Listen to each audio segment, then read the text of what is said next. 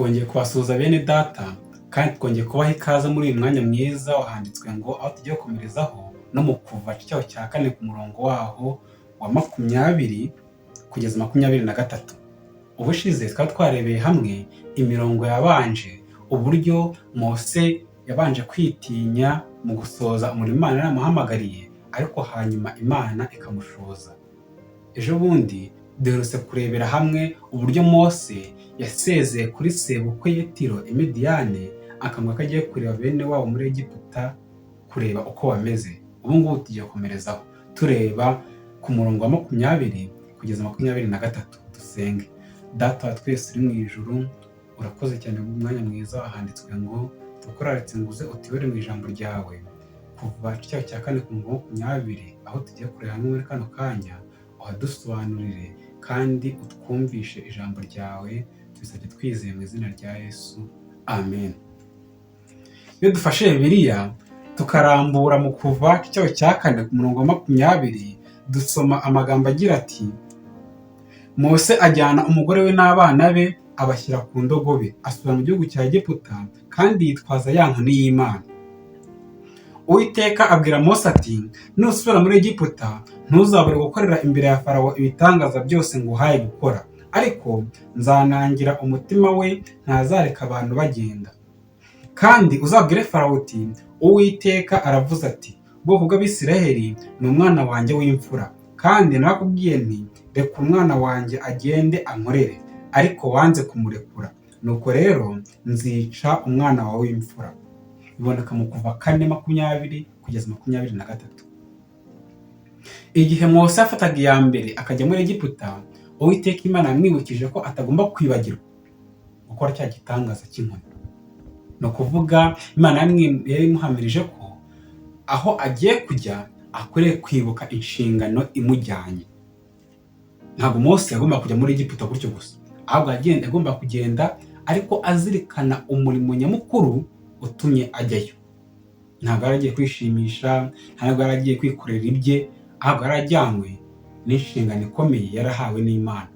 Iyo dusomye igitabo cyitwa Impano z'Umwuka volume ya 3 page 194, tubona amagambo agira ati: ibi bigaragaza imbaraga ishobora byose imbere ya Farawo iyo yari yaranze, bikaba byaratumye arushaho kwinangira kandi agatsimbarara mu bwigomeke bwe.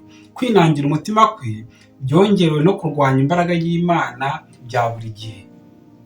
Farawo kuba yarakomeje kwinangira umutima byatumye birushaho kugira imbaraga bitewe n'ukuntu yahoraga arwanya imbaraga y'Imana.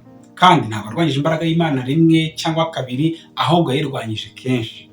Hano mu kino gitabo cy'Impano z'Umwuka hakomeza bavuga bati: ariko Uwiteka yahangamuye ukwinangira k'umutima wa Farawo kugira ngo kwanga kurekura Abisirayeli kwe ngo bagende bishyire hejuru izina rye imbere y'Abanyegiputa n'imbere y'ubwoko bwe. Impano z'Umwuka volume ya 3 page 194.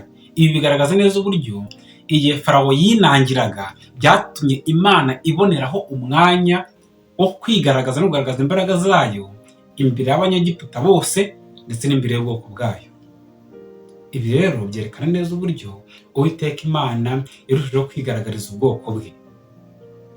Kandi dukomeza tureba muri iki gitabo cy'Impano z'Umwuka kuri iyo page ya 194 volume ya 3 ahagira hati: Uwiteka yise Abisirayeli umwana we w'imfura kubera ko ari bo bonyine yarobanuye akabakura mu bantu bose kugira ngo babe abo kurinda amategeko ye, kuyumvira, nibyo byari kubagira intungane hagati y'amahanga asenga ibigirwamana. Kuba Abisirayeli bari umwana w'imfura ariko Uwiteka Imana yabise, si ukuvuga ko ari bo bonyine Imana yaremye.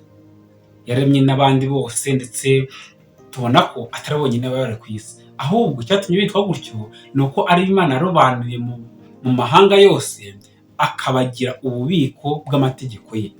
Ni ukuvuga Abisirayeli bagomba kubera umucyo andi mahanga, amahanga yose akamenya Imana ari bo bayimenyekanishije. Ni ukuvuga ko Abisirayeli bari umwana w'imfura w'Uwiteka byari bivuze yuko ari abatoranijwe. Niba Imana yari yarobanuye, ni ukuvuga nibo bagombaga kumurikishiriza andi mahanga umucyo w'ubutumwa bwiza. Hano barakomeza muri iki gitabo cy'Impano z'Umwuka bagira bati: Uwiteka rero abahaye amahirwe y'umwihariko, nk'uko muri rusange hari ibyahabwaga umwana w'umuhungu w'imfura. Ni ukuvuga Abisirayeli bahawe amahirwe akomeye yo kuba aribo baragizwa ibyanditswe byera. Icyo cyatumye bagira agaciro gakomeye kuruta andi mahanga yose mu maso y'Imana, kuko ari bo baragijwe ibyanditswe byera. Niyo mpamvu imbere y'Imana bitwaga umwana w'imfura. Nyamara no muri iki gihe ni uko. Ubu ngubu muri iki gihe umuntu wese ufata ibyanditswe byera akabigira ibye, ijambo ry'Imana rikaba nyambere mu mibereho ye, uwo nguwo imbere y'Uwiteka Imana ni umutoni. Imbere y'Imana afite agaciro gakomeye mu maso yayo, kubera ko asigasira ibyavuzwe nayo. Hano dukomeza dusoma amagambo aboneka mu bivuzwe byose agira ati, mu gihe cyo kuvanwa muri Egiputa, kwegurira abana b'imfura Uwiteka nanone byarategetswe. Ubwo abana ba Isirayeli bari bari mu buretwa bw'Abanyegiputa, Uwiteka ategetse Mose kujya kwa Farawo umwami wa Egiputa kumubwira ati, Uwiteka aravuze ati, ubwoko bw'Abisirayeli umwana wanjye w'imfura, kandi nakubwiye nti rekura umwana wanjye w'imfura agende ankorere, ariko wanze kumurekura, nuko rero nzica umwana wawe w'imfura. Hano bivuzwe byose paji 51 bashimangira uburyo Imana yategetse ko abana b'imfura bayegurirwa. Bivuze ko Imana ishaka gushimangira agaciro gakomeye yahaye ubwoko bwayo yitoranyirije. Kandi mu Bakurambere n'abahanuzi baragira bati, nubwo bari bateshejwe agaciro n'Abanyegiputa bitewe n'uko bari abanyagano, bari abacakara, bari abaretwa babo, nyamara Abisirayeli bari barahawe icyubahiro n'Imana binyuze mu kubatoranya ngo babe ububiko bw'amategeko yayo. Mu migisha n'amahirwe bidasanzwe bahabwaga, bagiraga isumbwe mu yandi mahanga, nk'iryo umwana w'imfura yagiraga mu bavandimwe be. Ko tubona Abakurambere n'abahanuzi paje ya 273. Ahangaha hagaragaza uburyo Uwiteka Imana yahaye agaciro Abisirayeli bitewe n'uko ari bari yarabikije ibyasezeranywe. Ni ukuvuga n'Imana yarabikije ibyanditswe byera. Ariko ubu ngubu ibyanditswe byera bifitwe n'umuntu wese. Twese dufite ijambo ry'Imana, twese dufite uburenganzira bwo gusoma no kwiga ibyanditswe n'Imana yiyandikishirije. Ubu ngubu umuntu wese wabishaka yaba umwana w'imfura w'Imana.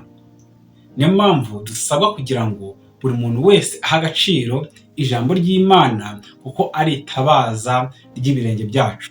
Uwiteka Imana adushoboze kandi atwongerera imbaraga zo kurushaho guha agaciro ibyera bye. Turushaho guha agaciro ijambo ry'Imana, kuko ariyo dutandukanya n'abapagani, iyo dutandukanya n'abatarigeze bakira ukuri k'ubutumwa bwiza. Uwiteka Imana tubashishe kandi adushoboze kumugira nyambere mu mibereho yacu. Imana ibidushoboze. Nimutyo dusenge. Data wa twese udukunda kandi utwitaho, tugushimiye cyane urukundo rwawe n'imbabazi zawe byatumye udutoranya ukadukura mu mwijima ukatugeza mu mucyo wawe w'itangaza, bityo ukaduha inshingano yo kumurikishiriza abandi umucyo twagukuyeho, kugira ngo tubishobore. Tagusabye ngo uduhe guha agaciro ijambo ryanditse n'ibyanditswe byera, kuko aribyo bitugira abana bawe b'imfura. Ubitubashishe kandi uduhe gukora ibishimwa nawe mu izina rya Yesu. Amen.